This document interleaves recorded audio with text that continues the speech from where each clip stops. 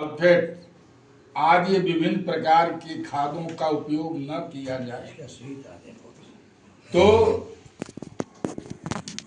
जो अन्न हम पैदा करते हैं वो कम हो जाएगा।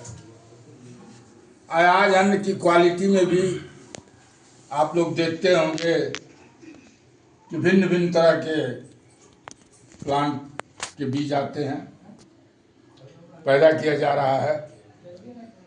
आप लोग अपने नज़दीक में ज़्यादा देखते होंगे, लहसुन एक आता है, चाइना बोलते हैं, हाइब्रिड है, उससे कोई लाभ नहीं है, एकदम निरर्थक है, लेकिन फिर भी हम लोग खरीद रहे हैं, खा रहे हैं। लहसुन खाने से जो हमें लाभ होना चाहिए वो नहीं मिलेगा।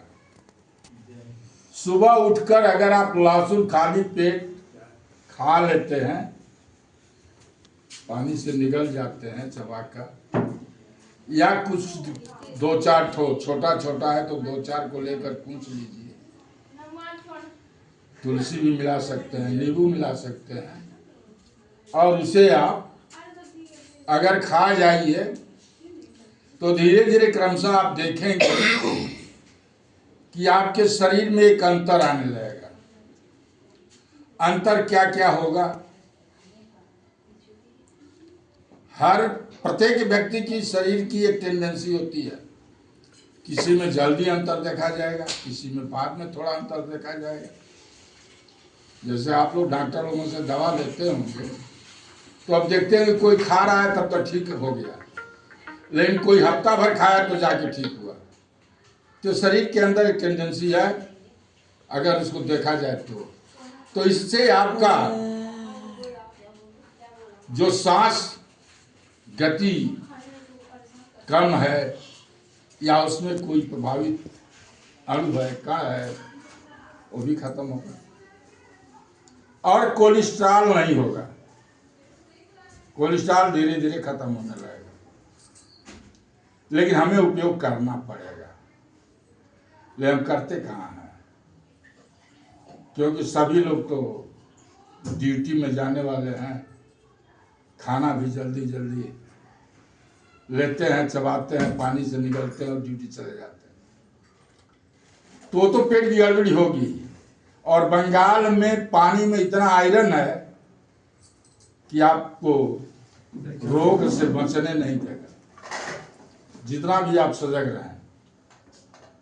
लेकिन स्वास्थ्य को बचाना है तो हमें आयुर्वेद के शरण में जाना होगा और हमें एक्सरसाइज, व्यायाम वगैरह करना पड़ेगा।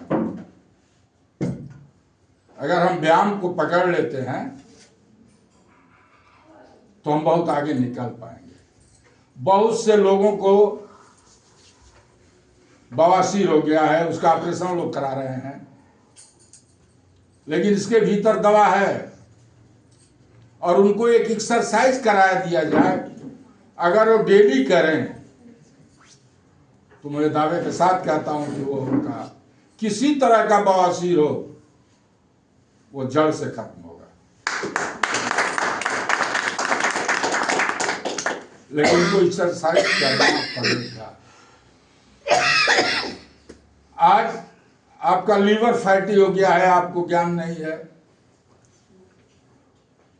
क्योंकि आप उसके ऊपर ध्यान नहीं देते हैं कि जब हम ठीक थे तो हमारा स्वभाव कैसा था, हमारा आचरण कैसा था, आज जब गड़बड़ हुआ तो कैसा है।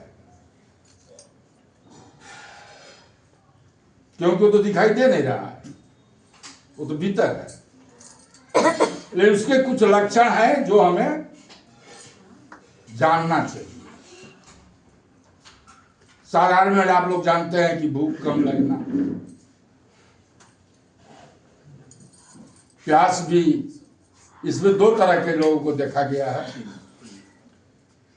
प्यास का नहीं भी लगना और अधिक लगना भी आ जाता है।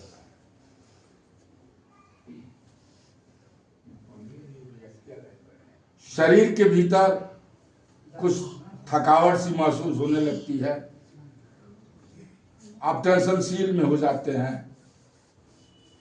तो यह लीवर का दुर्गुण है। पैखाना वगैरह गड़बड़ होने लगता है, कभी होगा कभी नहीं होगा, लेकिन हम लोग टैबलेट ले लिए, एलोपैथ खा लिए, डाइजिन ले लिए या कुछ और ले लिए। उस समय तो ठीक है, एलोपैथ का तभी आसरा करिए इमरजेंसी, सिर्फ इमरजेंसी छोड़कर एलोपैथ का उपयोग अगर छोड़ देंगे तो बिना दवा खाए भी आप ठीक रह सकते हैं। केवल अपने खान पान को कंट्रोल कर दीजिए। लेकिन हम लोग तो जब अपने घर में करेली नहीं बनने देंगे, करेली कोई ला दिया तो औरतें फेंक देगी, बच्चे हंस के आए कौन खाएगा रे। जितनी सीजनल सब्जियां हो रही हैं, जरूर उनको महीने में 2-4 बार तो खा ही लेना चाहिए। जितनी तरह की सीजनल सब्जियां हैं, प्रकृति की यह देन है कि उनके भीतर उसी तरह के शरीर को प्रभावित करने वाले तत्व हैं। ये आप जो घास पर चलते हैं, जो दूब है, दूब देवता लोगों को लोग चढ़ाते नहीं हैं, लेकिन दूब का यदि उपयोग हम उसके रस को निकाल कर करें तो किसी का बहुत ज्यादा ब्लीडिंग होता है तो बंद हो जाएगी। लेकिन हम करते कहाँ हैं, तो भाई लियाओ क्रोमेस्टेट लेते आइए, कहा जाए बंद हो गया कि चल रहा है, खा लीजिए, बंद हो जाएगा। लेकिन उनका साइड इफेक्ट है। निम्न से निम्न यानी छोटा से छोटा, बड़ा से बड़ा जो भी है, एलोपैथ एक को ठीक करेगा तो एक को आपको कहेगा कि अब चलिए इस रोग के लिए। तो हमारे कहने का तात्पर्य, जैसे अभी लौकी है, लौकी लोग नहीं खाना चाहते, तो लौकी हार्ट के ऊपर बहुत विशेष काम करती है। अगर उसका पानी जलाया ना जाए, उसके पानी को छान कर पी लिया जाए तो आप देखिए हार्ट के मरीज धीरे धीरे ठीक होने लगेंगे। लेकिन हम कहाँ करते हैं, हम तो स्वाद लेते हैं। तो सारी चीजें हमारे खान पान के भीतर अगर हम परिवर्तित कर दें तो हम कुछ कर सकते हैं अपने स्वास्थ्य के लिए। और माई रिचार्ज के भीतर अगर आप आते हैं तो मान लीजिए विभिन्न तरह के रोग हैं, कब किसको कैसा हुआ है उसके अनुसार इसमें सेटिंग है, लेकिन यह मेडिसिन नहीं है, ये आप पक्का जान लीजिए। फूड प्रोडक्ट है, फल है, फूल है, सोर है, पत्ती है, शाखा है, छिलका है, उनसे ही बना हुआ है। आप जो अपने मसाला में सब डालते हैं, जीरा, धनिया, कबाब जीरा, हल्दी, ये सब मिला करके ये सब बना हुआ है। तो उनका भी अलग अलग काम है। अब उसमें भी देखिए, लोग धनिया का भाई कुछ लोग विशेष कम खर्च करते हैं, लेकिन धनिया बहुत गुणवत्ता है। वो अपने गुणों से इतना परिपूर्ण है कि अकेले आपके शरीर को सुस्वस्थ रख सकती है। आज लोगों में शुगर क्यों हो रहा है? केवल खान पान से और काम न करने से। ज्यादा जब आराम करेंगे तो शुगर होना ही है, क्योंकि जब हमारे शरीर की जितने भी अवयव हैं, जैसे हार्ट हो, लंग्स हो, फेफड़ा हो, किडनी हो, पैंक्रियाज हो, इंसुलिन, ये जितने भी हैं, अगर इनको काम नहीं करने दिया जाएगा तो ये अपने रास्ते से भटक जाएंगे। यानी पैंक्रियाज का काम है इंसुलिन बनाना, जो हमारे फैट को जला करके वो ऊर्जा देती है। लेकिन वही इंसुलिन जब कम बनने लगता है तो हमारी फैट चर्बी नहीं जलती है और धीरे धीरे शरीर में शुगर होने लगता है। तो इसका जन्म देने वाले हम ही लोग हैं। लोग बहुत लोग कहते हैं ना कि माता पिता को था तो हो गया है, लेकिन मैं नहीं इसको मानता हूँ। बहुत से लोग मिलेंगे, आप खोजिएगा आज तक आप लोग पढ़ते रहे होंगे माता पिता को है तो हो गया, लेकिन बहुत लोग खोजिएगा ऐसा है कि उसको नहीं हुआ है। सही बात है। तो खुद की टेंडेंसी है, आप पानी कम पिएंगे। बहुत से लोग हैं, एक गिलास पानी ले लिए, करीब 400 मिलीलीटर या 500 ही धर पर पकड़ लीजिए, गिलास में नहीं हटेगा। उसी में पूरा भोजन भी कर लिए, हाथ मुंह भी धो लिए। तो ऐसे व्यक्ति को तो पथरी होना ही है।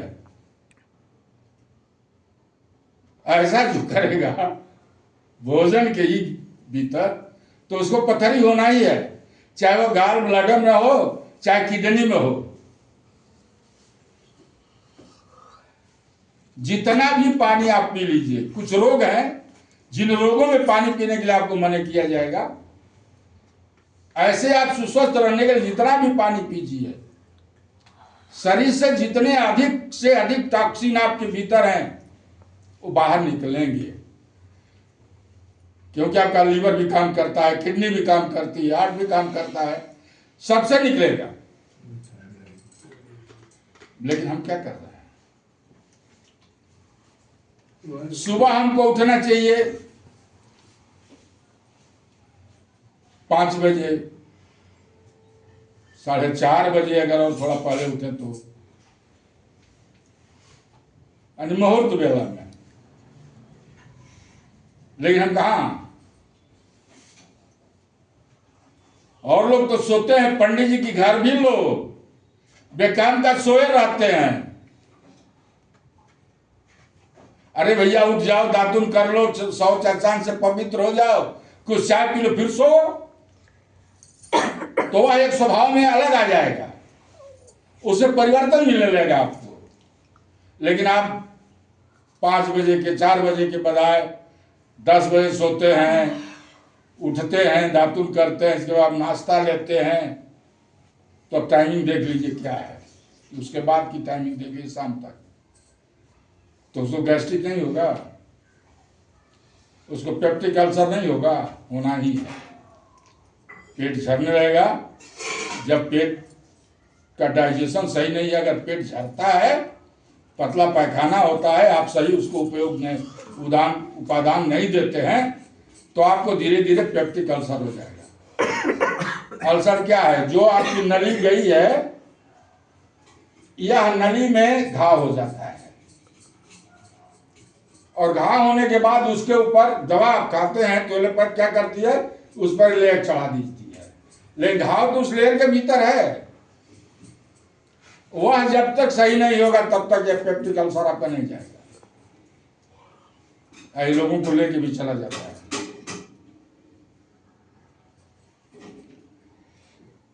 तो सबसे जरूरी है हमारे आहार विहार। अगर इसको हम सही रखेंगे तो हम सदा सही रहेंगे। बस इतना ही बोल के मैं अपना वक्तव्य समाप्त करता हूँ।